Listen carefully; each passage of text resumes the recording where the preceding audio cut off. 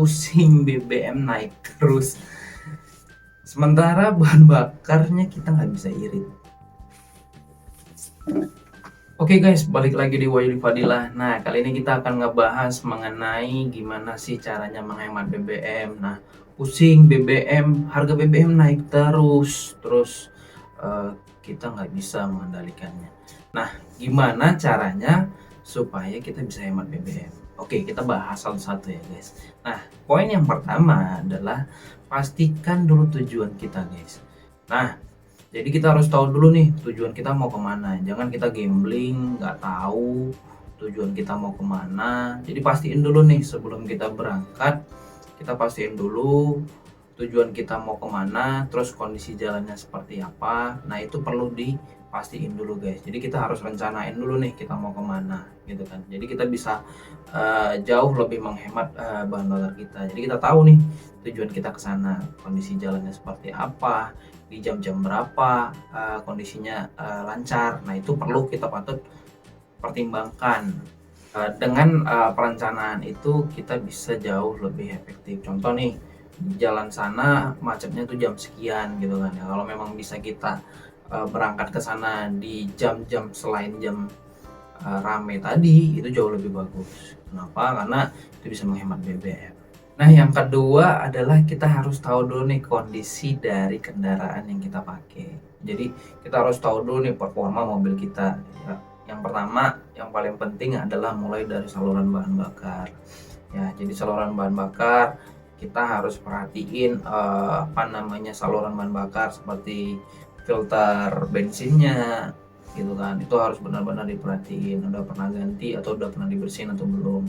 Karena kalau itu dia ngeganggu, nah kalau filter bensinnya nyumbat gitu kan, itu juga mempengaruhi performanya. Kemudian adalah pemilihan bahan bakar.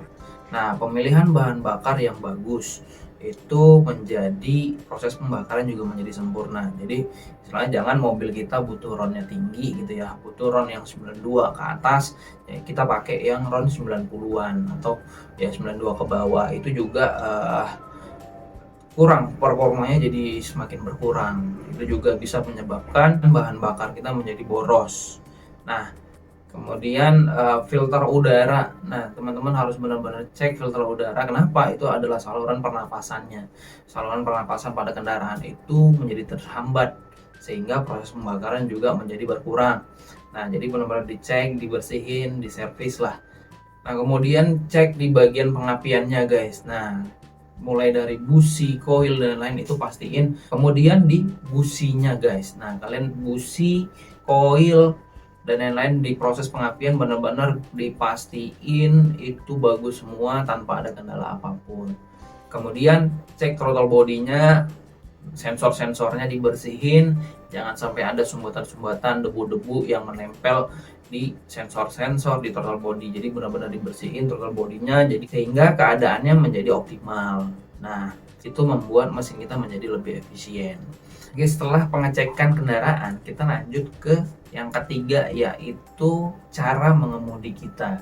Nah, di sini teman-teman benar-benar harus benar-benar diurut ya, pelan-pelan aja, nggak usah kebut-kebutan, akselerasinya nggak usah tiba-tiba dibejek gitu kan. Nah, jadi dari cara mengemudi kita juga berkontribusi menghemat BBM juga. Jadi beda orang yang kebut-kebutan ya, artinya dia akselerasi cepat gitu kan, sementara ada orang yang mengurut gasnya pelan-pelan. Jadi benar-benar pelan-pelan dari RPM bawah sampai ke atas. Jadi nggak langsung dari RPM bawah langsung tuh dibejek ke atas. Nah, itu justru membuat bahan bakar kita menjadi boros. Nah, jadi teman-teman harus benar-benar perhatiin. Kenapa?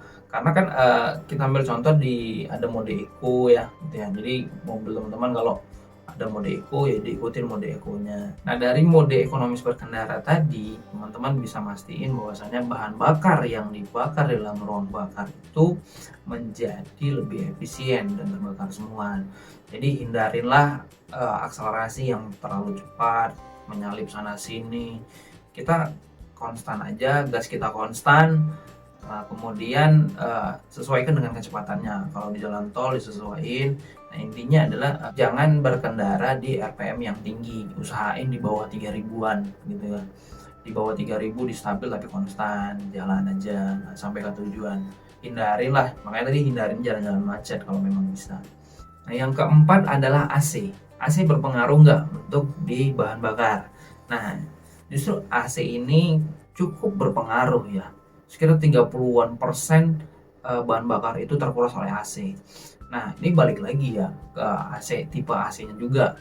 Nggak semua mobil berpengaruh, tapi ini berpengaruh untuk mobil-mobil yang cc-nya 1000-an sampai 2000-an gitu kan. Tapi untuk mobil yang cc-nya lebih dari 3000 itu tidak terlalu signifikan, dan kita tergantung lagi nih di tipe dari AC-nya. Apakah AC kita tipe yang magnet ya, magnet clutch gitu, atau dia AC yang menggunakan solenoid, yang sudah menggunakan solenoid. Nah, jadi beda ya. Nah, contohnya kayak mobil-mobil listrik atau mobil apa itu kan udah pakai yang solenoid, dia nggak ngeganggu si kerja mesin tadi ya. Jadi benar-benar si kerja mesin tadi terbebani oleh si AC. Jadi benar atau enggak benar gitu kan. Jadi AC berpengaruh pada konsumsi BBM. Kenapa? Karena ya benar-benar dari kinerja AC ini tadi membuat mesin tadi menjadi terbebani, sehingga estimasinya itu hampir 30% memakan bahan bakar. Jadi kalau kita pakai AC, mesin kita jadi terbebanin sekitar 30-an persen. Jadi kita bisa lebih boros 30%. Nah, makanya AC ini sangat berpengaruh. Jadi buat teman-teman ya yang sering pakai AC full AC pasti jauh lebih boros ketimbang orang teman-teman yang kadang pakai kadang enggak gitu kan di kondisi-kondisi tertentu. Justru kan ada orang yang nggak tahan terlalu dingin gitu kan.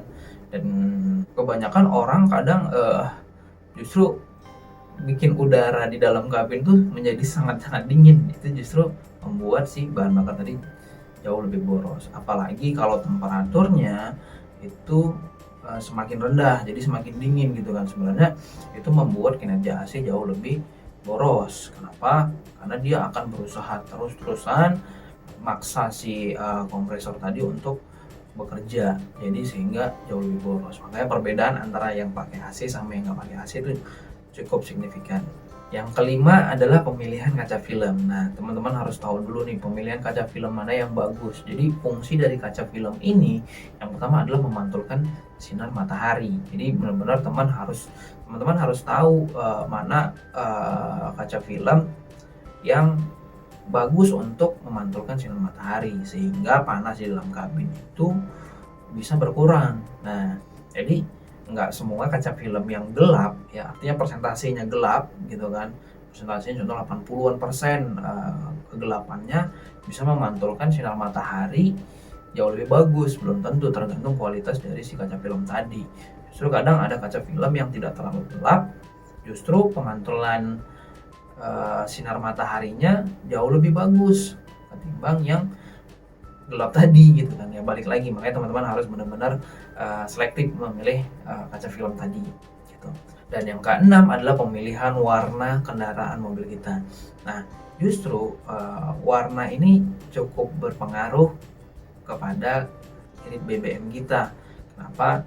Sampai gini, warna juga bisa memantulkan sinar matahari. Ada warna yang menyerap panas sinar matahari dan ada juga warna-warna yang bisa memantulkan sinar matahari. Contohnya adalah warna-warna yang terang seperti putih. Nah, itu bisa memantulkan cahaya matahari. Nah, ini pengaruhnya apa ke dalam kendaraan? Contoh gini, ini balik lagi ya ke penggunaan AC tadi. Jadi ini nggak berlaku, pemilihan warna ini nggak berlaku kalau mobil itu tadi tidak menggunakan AC.